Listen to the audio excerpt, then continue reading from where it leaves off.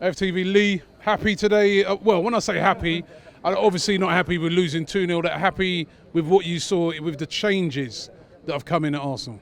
No, I'm not happy because we've lost. You know, let's be honest about it. Like, you know, and I've been listening to what everybody's got to say today about patience and all that. Like, you know, but when you have to look at it, Robbie, Arsenal Football Club, like we are today, paying top prices to go in here today. And you're saying, "Oh, be patient for this, patience for that." You know, You've got to be patient. Yeah, we have got to be patient. We've got no choice. But at the end of the day, you have to say it. I said it a long while ago. You know, the club have got to show their ambition by what they do in the transfer market, and all they've done really is shown their ambition. They want top four. You know, like we're not going to challenge for the title. You can see that. You know, they're a very, very good side. Got to say that, like, you know. But from our point of view, we're a million miles away from there. And you know, today, what really changed? What was the difference? I see a manager walking up and down the touchline. Great, that was a good thing there. The team was virtually Pressing? Huh? The pressing, we pressed them into a lot of mistakes up top. We did press them into a lot of mistakes, but they're a 10 times better pressing side than us. Oh yeah. Right. But so they've had longer at it, haven't they? Yeah. So my question is, why didn't we go over the press? Why didn't we bypass it? Why don't we go over the press? We never done it. You know, we still continued to dice with death against the best team in the press. Now that worries me as a fan watching a manager that's continuing saying you've got the best pressing team and you're messing about with on their own box. When they got the ball, as you said, we've done really well on the press. 4 or 5 passes in and into our box. You know, Arsenal today. One thing that's really been shown up today is we're desperate for a wide player. Look at Sterling today. You know, the first goal, he comes inside, goes past players, bangs it in. The second goal, he goes the other way.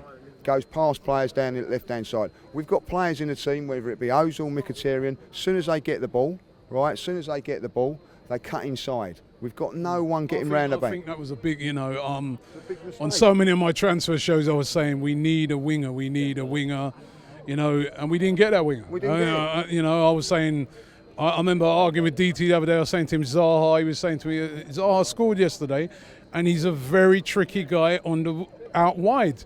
And I just felt that, you know, you've got to play like that, draw people outside, create more space inside for your Aubameyangs and people like that. But it was very difficult for them today. City got a very good defence as well. They've got a very, very good defence, so you've got to have someone in there that's going to do something a little bit different. Now, if you watch the game today, right, they condensed the play because we've got no width. Our width was our left back who was a right back.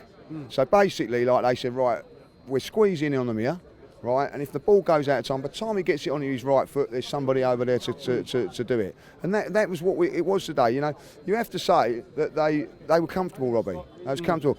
Now, I think the one positive of it, right, is that they were comfortable. 10 minutes into the second half, we changed it. It was a completely change of shift of tactics and took a player off. And for the first time, because it normally happens with 70 minutes to go. So that was a positive, you know, and we looked a little bit better. But I you know, people have said, oh, playing this player, playing that, team formation. Sometimes you have to respect the opposition. But, you know, I think if we would have gone too gun-ho, they could pass round us. So, you know, it was difficult. It is a difficult first game. How much patience are you going to give him then? Now, how much time do you give Unai Emery? Because you're having a go at him already. I'm not. Is it game number one? I'm not really having a game. You are, innit? Yeah, You're saying that, you know, you didn't see nothing different apart from him walking down on the touchline. Yeah, I'll tell you why. You know what I mean? Let's be really honest about it. You know, everybody keeps going on about this is a great Man City side. That's not their best Man City side. They've got, you know, they've got De Bruyne to come back. They've got Company to come back into that yet. Silva didn't even play. You know, Side didn't play. You know, this was a very, very good time to take on Man City, right? You know, but we felt. You could argue that maybe it's not as well because they're a much more well-oiled machine. They're used to playing how they are, and we've just got a team with lots of new players. Robbie. So you know, those players haven't even, you know, guys like Guendouzi, Socrates, they never even played here before. Yeah. Right. So not necessarily it was a good time.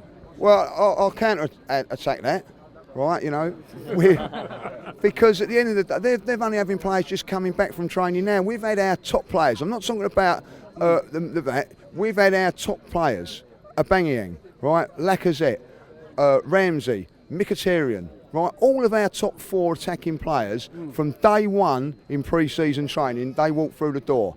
Manchester City have got players coming back last week. Tottenham have got players coming back last week. What I'm saying is a lot of new players. Yeah, but they're not. But which is even worse because when it's new players, then guys like Guendouzi, Socrates, Torreira, they're never even first time they've been in it. Yeah, well, So at least with City, these guys they're playing week in, week out. The only one that's not used to it is Mahrez. That's one guy. So what you're saying now is we should be like Spurs and not fucking sign no one. No, I'm not saying that, but I'm just saying that it wasn't. I'm not necessarily think it was the best time to catch them because. Oh well, we fucking weren't, was it? Because we lost. You know what I mean? Like that's my theory's gone out the window. And But Chelsea next week. Chelsea.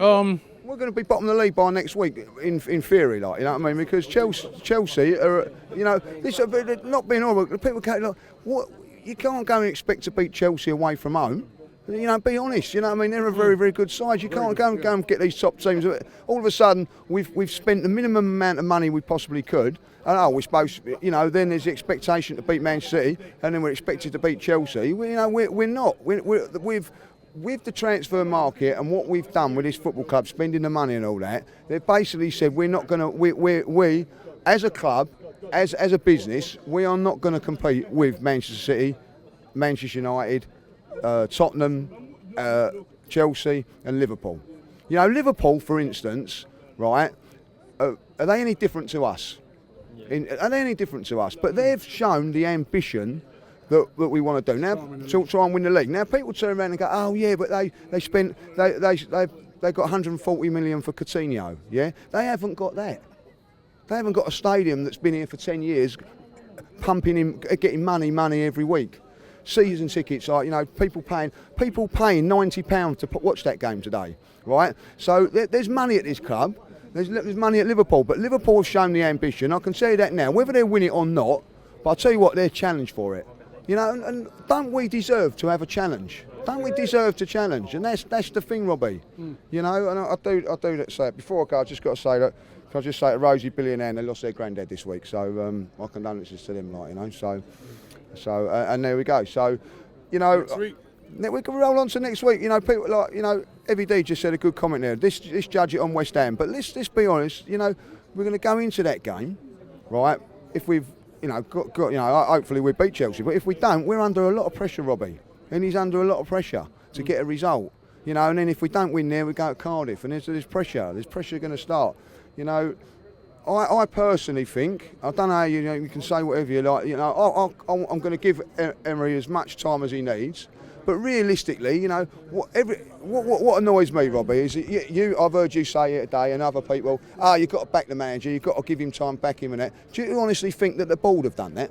Have they really backed him? Like, you know what I mean? Everybody's asking Arsenal supporters to back him, right? But have the board really genuinely backed him? I don't think so. You know what I mean? The defence before this season needed major surgery. We got minor surgery. You know what I mean? It's all that back four, apart from back four that started today, is Arsene Wenger's back four. So where's the change? Where's the change? So we'll see. We go on to next week, and I don't want to be doom and gloom about it, like, you know what I mean. But I don't like when we've lost the game today, and when we lose, it hurts me. I'm not happy. When we win, I'll be happy.